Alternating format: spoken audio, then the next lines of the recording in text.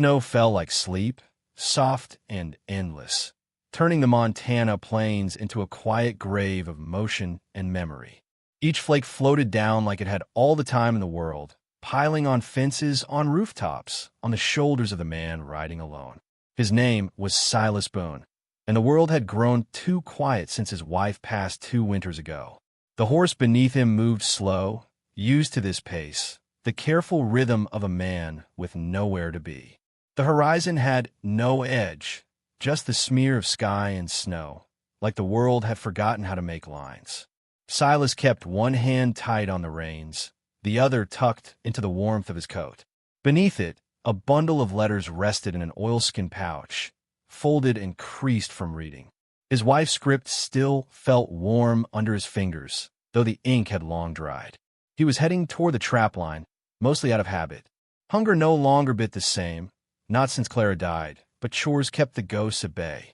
It was the dog that noticed first, nose up, ears pointed to the trees. A low growl vibrated in its chest. Silas followed its gaze. Something moved in the snow. Not fast, not loud. Just enough to be seen. A broken branch. A flicker of brown against white. Then stillness. He dismounted and walked forward, boots sinking into the crust. His breath came out slow and visible, coiling upward like smoke. Behind a narrow copse of pine, half buried in drift, she lay curled like a cornered fox. A woman, young, maybe late 20s, Apache by the look of her. Her hair matted with snow, lips cracked, one hand gripping a small knife, the other clutching her ribs. Her eyes burned, not with fear but warning. She didn't look like she wanted saving. He didn't speak. Words had a way of spooking things. He crouched instead, slowly shedding his coat, laying it out like an offering. The dog sat behind him, head tilted. She didn't move, just breathed harder, eyes flicking from him to the knife to the trees. He stayed still, letting the wind do the talking. After a moment, she shifted. Not much, just enough to let him wrap the coat around her. Her fingers were bloodied, frostbitten. She winced, but didn't cry out. When he lifted her, she didn't fight. The ride back was silent, but full. Every hoofbeat echoed like thunder. She leaned into him only once, when the cold made her shake too hard to hold herself. He didn't look down, just kept riding. The cabin stood on the edge of nowhere, 2 miles from the road and farther still from gossip. Smoke curled from a chimney like a whisper. He carried her inside and laid her on the cot by the fire. She looked out of place there, like something sacred dropped in the middle of his grief. He set a pot to boil, put strips of jerky and a crust of bread near her, along with a tin cup of warm water. She didn't touch them, not right away, just watched him with those sharp eyes. When she finally reached for the food, her hands shook. He tended her wounds without asking permission. She flinched once when he peeled back the cloth near her ribs, revealing a knife wound gone black at the edges. He said, "It's bad," more to himself than her. She didn't answer.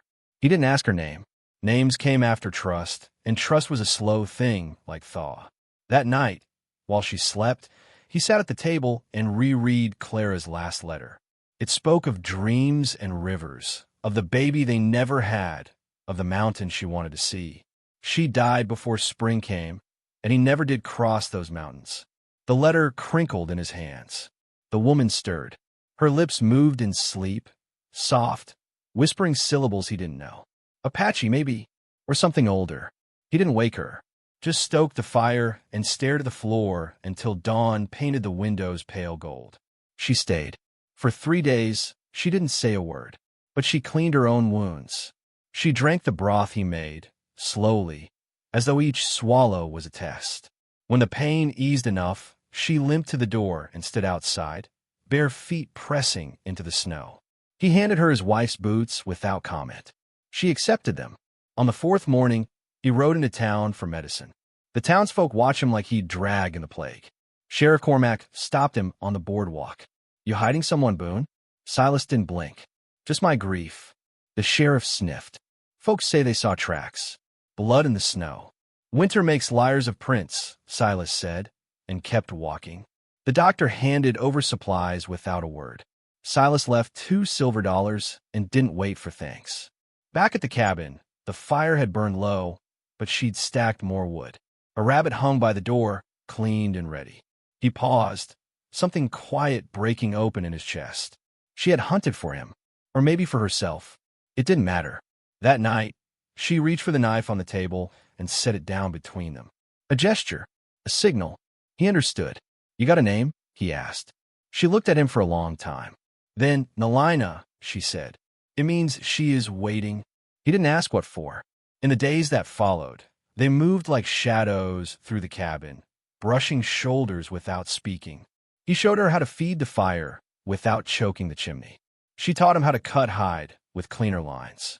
At night, they sat on opposite sides of the hearth, staring into the flames like it might tell them what to do next. One evening, he pulled out Clara's letters again. Nalina watched him. After a moment, he folded them and put them away. "She was Apache," he said. "Half." Nalina nodded.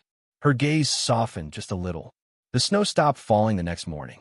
They stood outside together, breath rising in twin streams. The sky was clear, the air so crisp it hurt the lungs. Silence stretched between them, but it wasn't empty anymore. Something was growing there. Then, in the distance, a hawk cried. Nalina flinched, eyes scanning the trees. Her shoulders tensed. It wasn't the hawk she feared. Silas noticed. The way her hand hovered near the knife.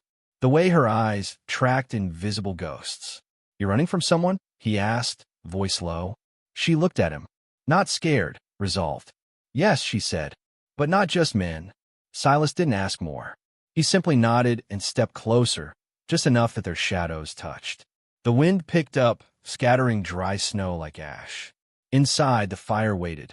So did the truth. And outside, far off in the trees, someone was watching. The days melted one into the next, like icicles under spring sun, their edges softening but not yet gone. The snow receded slowly, revealing earth like bruised skin beneath bandages.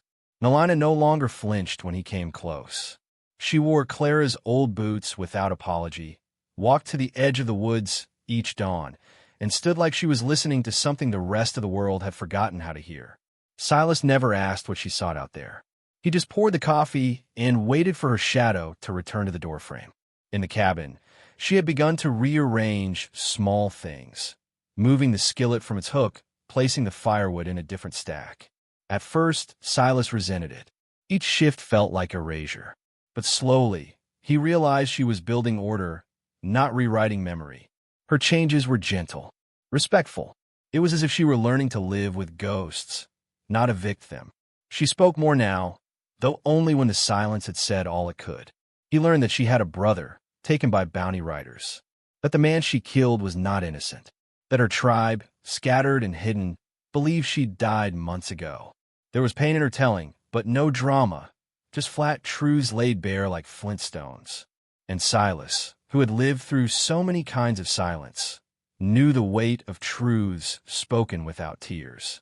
One night, as the fire hummed low, she handed him a piece of cloth. Beaded. Her hands had shaped it while he chopped wood, while he mended the barn's roof, while he lost himself in the repetition of routine. The colors shimmered under the lamplight.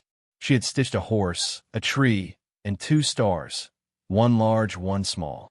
"It's you and Clara," she said, "and the place you keep her." Silas couldn't speak. He only nodded and folded the cloth like it was holy. In town, rumors had turned mean.